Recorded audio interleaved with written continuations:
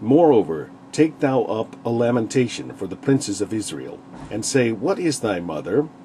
A lioness. She lay down among lions, she nourished her whelps among young lions. And she brought up one of her whelps, it became a young lion, and it learned to catch the prey, it devoured men. The nations also heard of him.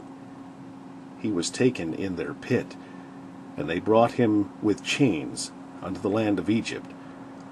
Now when she saw that she had waited, and her hope was lost, then she took another of her whelps, and made him a young lion. And he went up and down among the lions, he became a young lion, and learned to catch the prey, and devoured men. And he knew their desolate places, and he laid waste their cities. And the land was desolate, and the fulness thereof, by the noise of his roaring. Then the nations set against him on every side from the provinces, and spread their net over him. He was taken in their pit. And they put him in ward in chains, and brought him to the king of Babylon. They brought him into holes, that his voice should no more be heard upon the mountains of Israel. Thy mother is like a vine in thy blood, planted by the waters.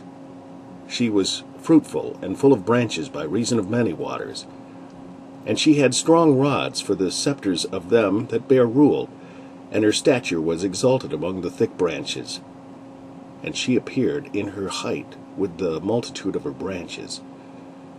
But she was plucked up in fury, she was cast down to the ground, and the east wind dried up her fruit.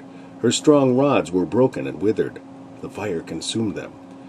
And now she is planted in the wilderness, in a dry and thirsty ground.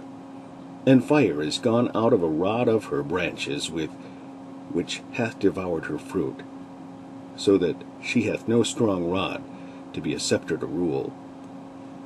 This is a lamentation, and shall be for a lamentation.